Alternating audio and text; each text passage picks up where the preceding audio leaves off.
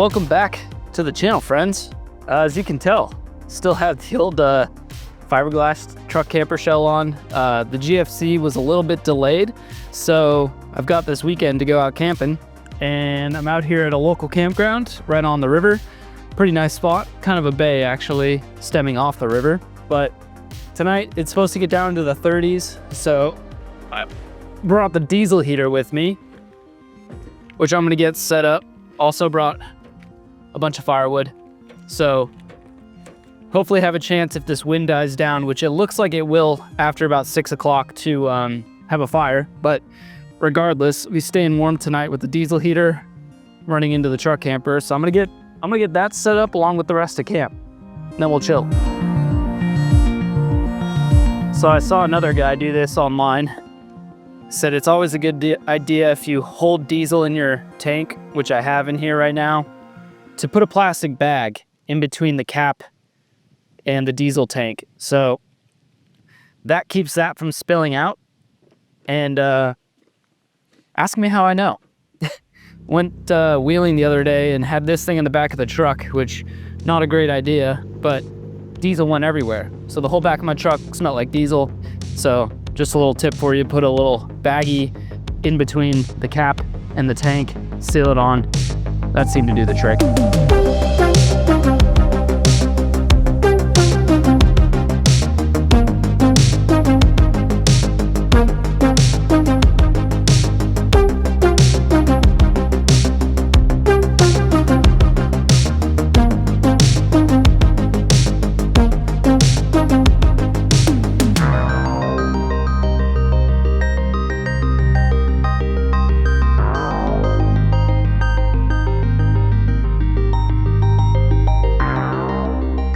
If you guys are new here and haven't seen this setup, I've got this truck camper shell, which will be gone here hopefully in the next week or so, getting GFC. So anyways, this is how I managed to set up my diesel heater to the fiberglass shell. So I basically took a piece of plexiglass and cut it to kind of fit within the window, and then added a little 3-inch duct adapter to run the hose from the diesel heater up to it. And then the cable, the power cable for the diesel heater, runs up through that same section and then into my Anchor Solix back there. So that's pretty much it. And then that's gonna keep me warm tonight in these 30-degree temps. So it should be interesting, but honestly, this diesel heater is way overpowered for such a small space like this. So it should work out pretty nicely.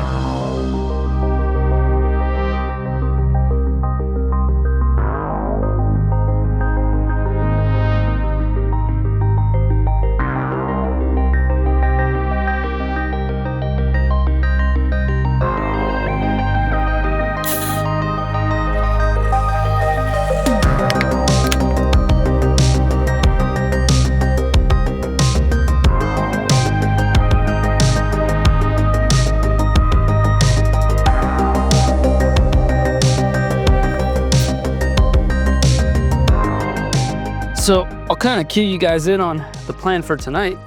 Obviously, diesel heater truck camping. Like I said, it's going to be in the 30s tonight. It's about, I don't know, mid 50s right now. It's not bad, especially with that sun hitting, but it's going to start to chill out quite a bit as soon as that sun drops below the tree line. However, tonight I'm going to be cooking up some ramen, some steak, throw an egg in there, kind of a mix between fancy and really, really cheap and simple. I've got a new stove that I'm really looking forward to try out. If you guys have been watching my channel, you know I've been doing like the propane stove for the longest time. And for a while I was buying those like green propane canisters, and they're just so wasteful and kind of a pain in the butt to have to carry around with you. So I was going to upgrade to like, what is it, a 3-pound cylinder of propane that I could refill, which would be a great option. However, what I've got tonight is actually an electric stove. So I'm going to use that to cook up the water for the ramen, as well as cook up the steak, and I'm not sure how I'm going to do the egg yet. I might soft boil it and throw it in the ramen. So that's the plan for dinner. Obviously, I'm going to try and make a fire, assuming the wind is chill enough. Also, if the wind is chill enough, I brought a projector I picked up. Really cheap projector, but it's kind of fun, and I really wanted to try it camping. And so I'm gonna set up a screen out here and probably grab a blanket because it's gonna be chilly and watch a movie tonight on the projector. So could be cool. We'll see how it goes. It's very dependent on the weather. Let me enjoy this Guinness real quick. Oh, so nice, especially in these chilly days. So assuming the weather works out, fire, cooking, movie on the projector. I think it'll be a good time. And then also, if you guys are new here, my name's Connor. This is my truck camper. It's a 1998 Toyota Tacoma. It's got a fiberglass shell on it right now with this whole wooden build out, fridge, power station, solar panel on the roof rack. It's pretty self-sufficient. And in the next, let's see, about week and a half, I should have my Go Fast camper that I ordered back in June. So it's definitely taken a little bit longer to get to me than I would have liked, but you know, patience is a virtue. And so I'm going to be driving out actually all the way to Missouri to pick up the GFC to have it installed. So that's going to be its own little video series. Before I do that, I obviously have to take off this camper shell, take off my roof rack with the solar panel on it because I don't think it's going to clear with the GFC. So I'll have to sort that out. So I'm thinking about making a video where I uninstall everything, which would kind of be good for you guys to see. I know it's the reverse and I'm not putting it together, but I think there's equal value taking it apart and kind of seeing how it all goes together, the rhyme and reason. So that's the plan is I'm just trying to make the most out of my time left with this camper shell before I take it off probably for good, and then move on to the Go Fast camper. And pretty dang excited. Also, I know I'm kind of going on here story time, but it's kind of interesting. The trip out to Missouri to get the GFC may be prolonged by quite a bit. So I was intending on doing like half the drive. So like 2 days, camp out in between to get there, and then camp out 2 days in between to get back. But I have since basically destroyed my driver's side seatbelt in this truck. It's frayed so much that it finally when I took the seatbelt off, it spun back up and reeled up like it's supposed to, but now it will not come back out. And the fraying has been there since I bought this truck, I don't know, 4 years ago now, 4 years ago. And it's always been an issue. However, now I think the seatbelt has finally had its last seatbelt situation. I don't know what I'm saying. Anyways, it's broken. So I spent all day yesterday trying to locate a seatbelt for this truck. With the proper year, for the proper colorway, which is like moon mist or bluish gray for my interior. Driver's side, non-bench seat. So huge pain. Come to find out, there are basically none in existence anymore. I called around to every Toyota locally and across the country to see if they could source one. I finally found one. I think there's 3 in total in this country at this moment. There is one in Simi Valley, California, one up in Washington State, and one in Mesa, Arizona. And because it's a seatbelt with a CO2 cartridge on it, they won't ship it because it's a hazmat situation where they'd have to like keep the CO2 on like dry ice, basically, to my understanding. To ship it, it's like just not worth it for them. So I couldn't have them ship it to my local dealership to pick it up. So basically where I'm going here is that unless I can find somebody who is traveling from like the Mesa, Arizona area, at least somewhat closer to Tennessee in the next few weeks, that could maybe like, you know, obviously if they're already on their way, wouldn't mind stopping and then I could meet them somewhere that's a little more convenient than Tennessee to Arizona. I would pick it up from them and, you know, toss them some funds, but that's not looking too promising. So at this rate, it's kind of looking like I'm going to have to drive out, get the GFC, and then from Kansas City, Missouri, drive out to Mesa, Arizona to pick up one seatbelt, the last one in this country, basically, and then hightail it back to Tennessee. So it's going to be pretty cool, actually. I mean, a huge pain in the ass, but also I'm looking at it like I get to go pick up the GFC and then immediately start truck camping my way to Arizona and then also on the way back to Tennessee. So it'll be a really cool experience to just jump right into the Go Fast camper and figure out what works and what doesn't work. So with that being said, I'm planning on keeping most of the setup to be exactly the same for the GFC, and then that long road trip out there and then all the way back, it just makes sense to keep it stationary for now. So that's what's going on. What's up, man? Sorry, I didn't mean it. You're good. You're good.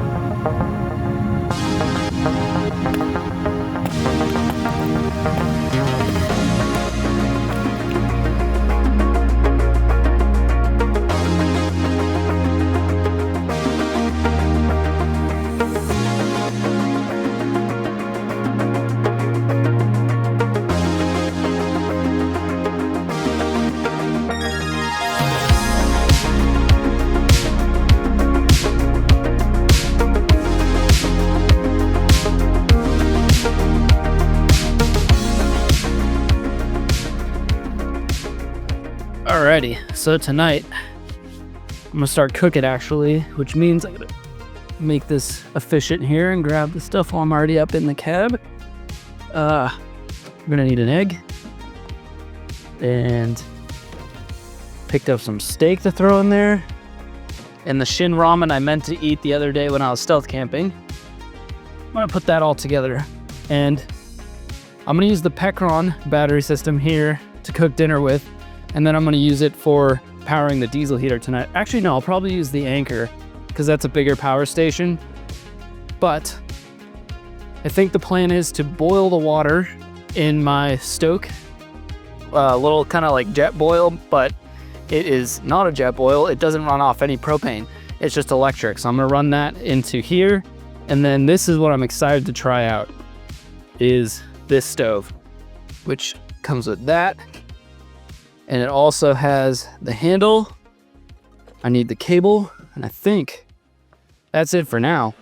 If you guys have been watching the channel, you know how small this tailgate is on this first gen Tacoma, and it's such a pain to have to fit a giant gas 2-burner stove here with a cylinder and then still be able to get access to my kitchen. It's just, there's not enough room. So I think instead I'm gonna put this right up here out of the way, and just move that so it's not making a ton of noise. So what I'm gonna do is boil water in this for the ramen. You can do drink, eat, and pop. So I've made popcorn in this. I should have tonight since I'm watching a movie, but that's all right. And then this guy, I haven't tried yet, but this is the Stoke Voltaics stove system. So it comes with a lid. You've got your burner, but obviously it's electric. So you plug in your cable here on the back, and then you've got a dial to set, low, medium, high. I haven't actually tried this out yet, so I'm excited to see how it does. Then you've got 2 different setups here. They both kind of just sit on the burner, so individual pots. So you've got, looks like this is 34 ounce or 1 liter. At least that's the fill line. I mean, it's a bigger pot than that, but nice non-stick pan or pot, I suppose, depending on how you use it. And then this one is similar, but is kind of like a griddle. So you can use that, and that's kind of what I'm thinking I'm going to use for the steak. I'm going to use the griddle section of that. So I don't know, we'll probably won't use this side tonight, but I'll probably use that setup. And then it's also got this handle, which you can remove on and off. So I think, let's see, press that button to open it, press that guy to lock it in, and there you go. Look how much smaller and easier to move around that is than having a giant, opening there, than a giant 2-burner stove with gas. And now I can easily grab whatever I need, assuming I forget stuff, like I always do. So yeah, this should work out beautifully. All right, so I'm gonna move the Stoke stove aside along with this guy and just get it out of the way.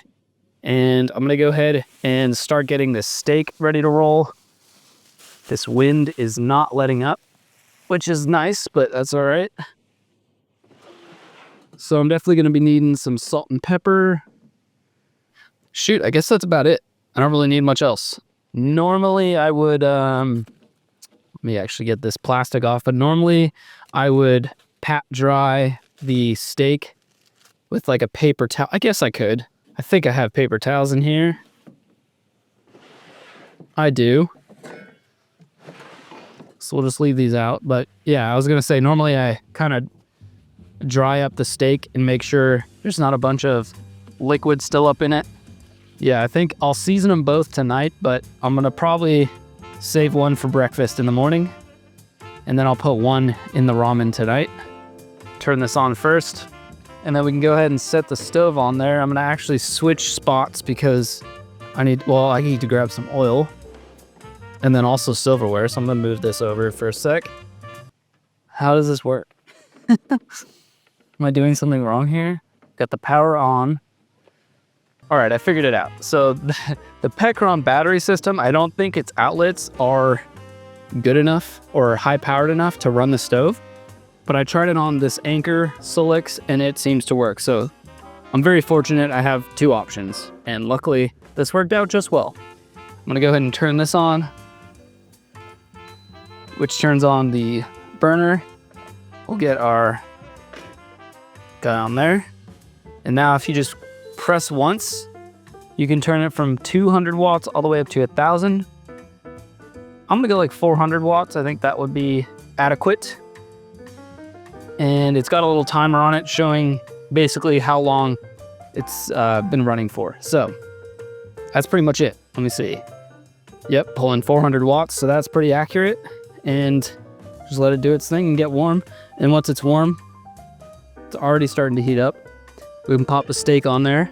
Definitely a pretty neat little design that's simple, doesn't use propane, so as long as you have battery storage to power this thing, pretty ideal.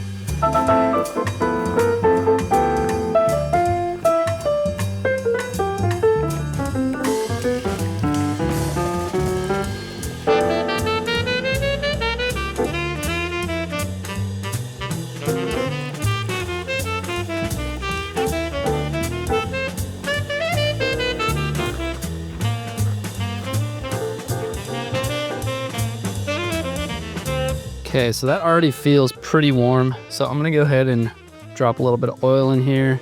Definitely helps if you're on perfectly level ground. I don't know, we'll check this out. We'll try the steak on here. There is some sizzle, so it's about warm enough. And then I'm also gonna get the water boiling for this guy. So really easy, just set it to drink, turn it on. That's about it. The only thing I haven't figured out is how I'm gonna cook the egg. You know what, I may just drop it in here like so. Boil the water, cook the egg all at once.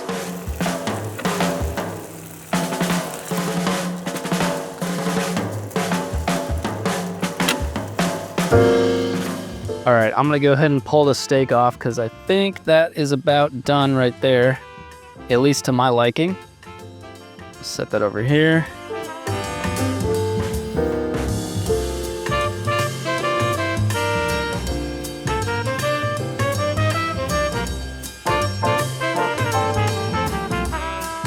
Well, the gas-free cooking seemed to have worked. Between the two stoke devices, didn't have to break out any propane.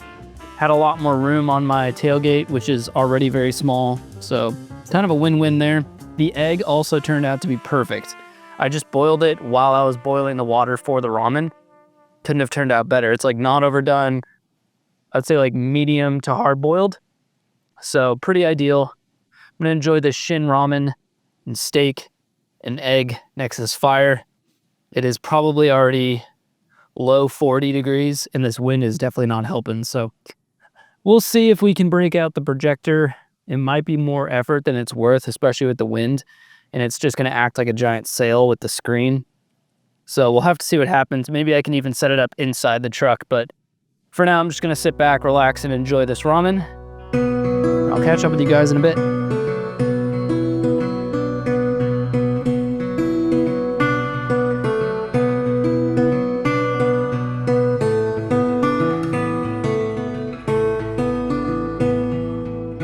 Well, it's nighttime. Finished up dinner. Fire's still going, but I finally got the projector to work. So now I've got this guy all set up, throwing on a movie. I think it's gonna work out just fine. And I've got audio coming through the projector. I've muted it for now, just so it'll get copyrighted, but I've got some free movie I found on YouTube or some place on the internet that you can find things of that sort of things. Anyways, fire's going, projector's ready. I'm gonna sit back and enjoy this movie. It's pretty cool. It's just a little screen on some camera light rigs on each side. So pretty cool way to create your own little movie theater at your campsite. So I'm gonna sit back, enjoy this fire with a blanket because it's freezing. It's probably like high 30s now. I'm gonna enjoy this movie.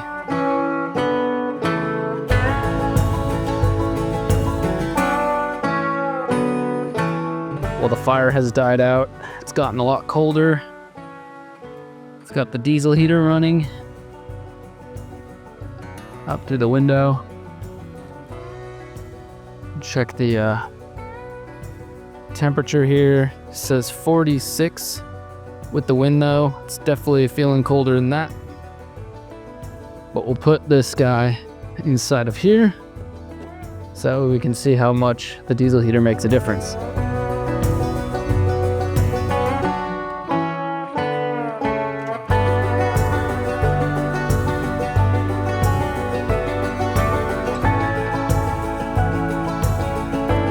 Woo! There we go.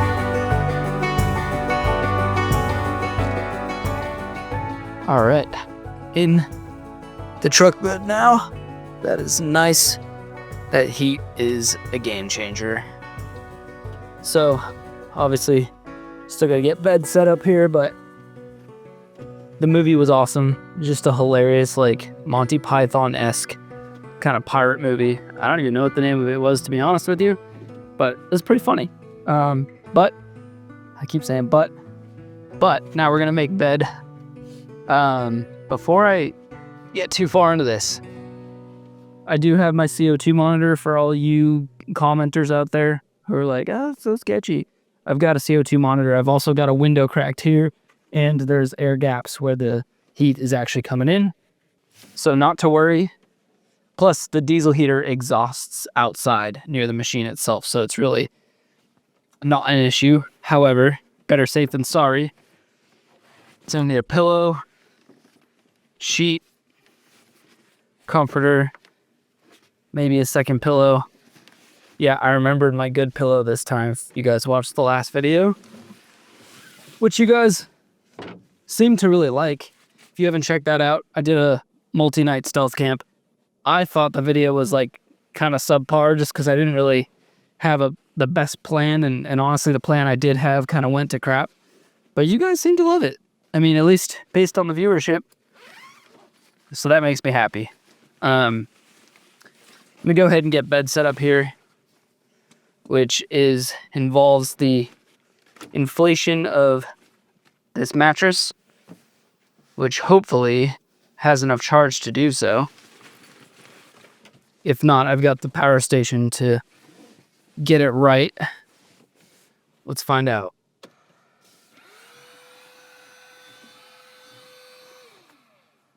And of course it's dead. Not to worry though, this time I've kept my cable handy. So I've got a USB-C here I can charge this up with real quick. This mattress is pretty cool. It's got a little detachable pump. Totally rechargeable. So now we just wait for 5-10 minutes and we should be able to pump that up. But while we're waiting, I think now would be a good time to kind of address some of the changes I'm going to have to make with the GFC. So with the Go Fast Camper, I'm obviously not going to have slider windows here, so I'll have to totally reevaluate how I get the diesel heat into the camper. If I'm sleeping up in the tent, it's kind of a non-issue because I can just open up a corner of the tent and feed this in that way. If you guys aren't familiar with the Go Fast Camper, it's a shell, like your typical camper shell, but it's all aluminum space frame. And then it opens up like cabana doors on all three sides. And then you've got the pop-up wedge tent on the top. So if I'm sleeping up in the wedge tent at a campground, obviously I wouldn't be stealth camping with a wedge tent, but then the diesel heater is kind of a non-issue. I can just feed it right into the tent. But if I'm sleeping down below, that's going to pose a problem because the GFC doesn't have any sliding windows. It doesn't have it here, doesn't have it there, and does not have it on the sides. So to get diesel heat into that portion of it would probably involve drilling out a panel and adding some sort of a vent or a hole or a, way obviously to get this hose into the camper, which I also need to figure out how I'm going to get my solar in from the panel, which is also going to have to get moved because I'm not sure if my roof rack is going to fit with the GFC because the GFC overhangs over the cab. And so anyways, I'm still going to have to figure out solar panel positioning, but then also I can't run my cable like I do now. I just run it in through this slider here in between the truck and the cap. And then I basically push the cable down below the line of the open window, and I leave it open like this all the time. It's like open a 1/4 inch, and even if it rains, this face right here is kind of at an angle. And then also because I have the cable sitting down below the water that does run down the cable drips off the bottom kind of down here, if that makes sense, instead of coming into the camper. So I've actually never had an issue with that. But again, GFC doesn't have an opening like this. So just something I'm going to have to figure out because obviously I'm going to need a way to get power and then during the winter months, heat into the GFC. So that's kind of what I'm getting at there. Very excited for it. It's been a long time coming. And hoping to get my actual install date here probably in the next 2 days. And then I should know exactly when it's going to happen. And then in the meantime, I'm trying to decide if I should leave the wood in here or take it all out. I think I'm going to leave it in, but if and when the time comes I take it out, I'm going to basically take a weight measurement of all the wood. That way I know how much this wood setup weighs. So that way when I do the second rendition of this camper shell with a lot more aluminum, extruded aluminum, I can then see if it's been worth it based on the weight. Because that's the only reason I want to do. I mean, it does look nice doing the aluminum, but I'm going for it mainly because of the weight savings. So it has to be, I'm basically going to put it to the test and see if it's actually worth it. And then I'd love to get a weight on this shell. I think it's got to be over 200 pounds. It's pretty dang heavy with all the glass in here and it being a high topper. And then also with it being like pretty old, it doesn't have modern fiberglass technology. This thing is heavy. So I'd love to know how much this weighs because I know the GFC is going to weigh about 250 to 260 pounds. This, I have no idea, but I would guess it's about, if I had to put a number on it, I'm going to guess 220. So anyways, I just want to keep track of everything. That way I can kind of see how much the truck is weighted up or down compared to this setup. Also need to get wheels soon. It's a whole thing. I want to get rid of these wheels and then mainly because I'm getting to that point where I need new tires and I want to get wheels that are more lightweight and then, new tires are new tires. So anyways, I'm going to see if this thing's ready to go yet and get this bed all set up. I'm going to go ahead and see if that's enough to get this thing filled up. And then honestly, I'll probably take it back out and leave it on the charger overnight. That way I don't run into this situation next time because it keeps happening. So I just don't think I'm taking enough time to actually charge it. But here we go.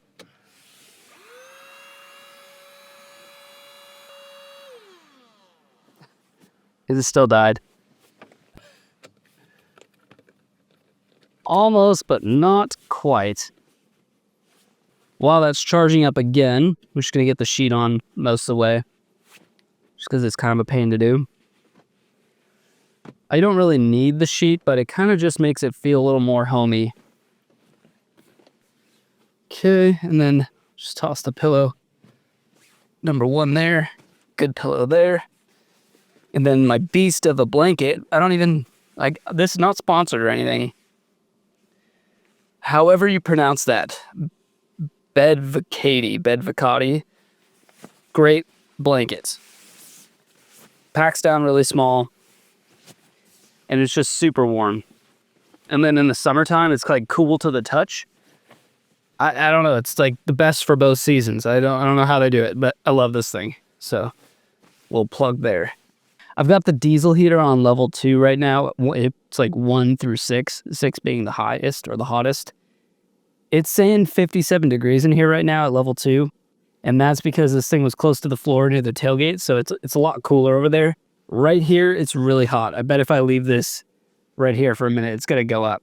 So on level 1, this thing was, I don't know, I feel like with it being like 38 degrees outside, 40 degrees, the cool air like cools the pipe as it's coming up. So it's almost, it is warm air coming out, but it's also kind of like lukewarm. So I bumped it up to level 2, but I think it's going to be too hot in here. So I either need to go level 2 with this window cracked open or just go level 1. And level 1 uses next to no diesel at all and also no power from the power station. Like so minimal that the power station doesn't even register anything is even being pulled. So it's super efficient.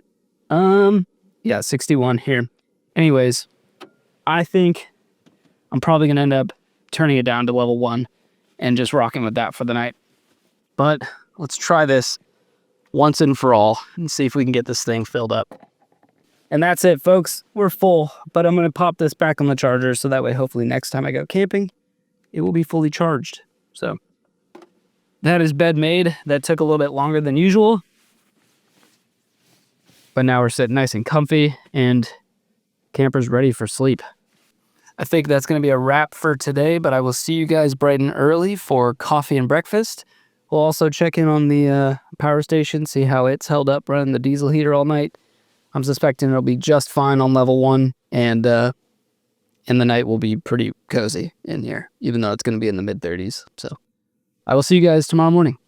Buenos noches.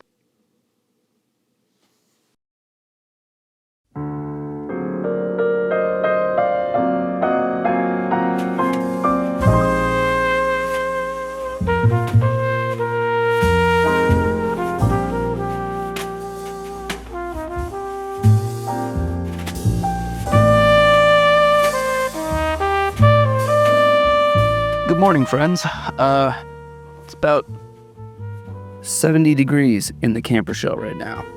Super comfy. It's about 40 outside. I just took a look at the weather. It was very, very cozy in here. And then the power station, let me show you, dropped down to about 33%. So definitely took a number out on this thing, running the fridge, charging stuff, and then running the diesel heater all night. So I mean, plus I used both stoves on it last night to cook, so it's just starting to trickle in some solar. But as you guys can tell, it's pretty cloudy out, so it's not taking in a whole bunch of solar at the moment.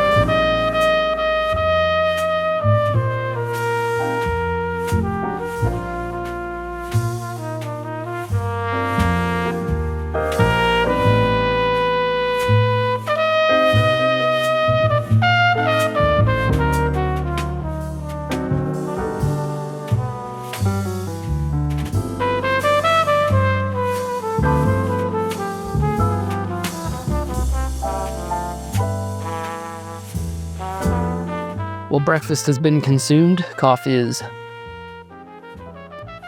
been drinking, and I'm gonna go ahead and start to get camp all packed up.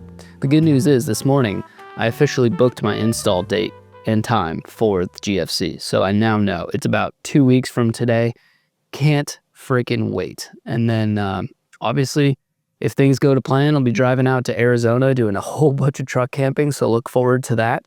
Before then, still got to take apart this thing and get it ready for the GFC. So stay tuned for that primarily. And then it'll be GFC, and then it'll be a ton of truck camping across country. So that should be pretty fun. I'm going to go ahead and get camp all situated, get the diesel heater all put away. But thank you guys for tuning in. And of course, I'll see you in the next one. Keep elevating, my friends. Adios.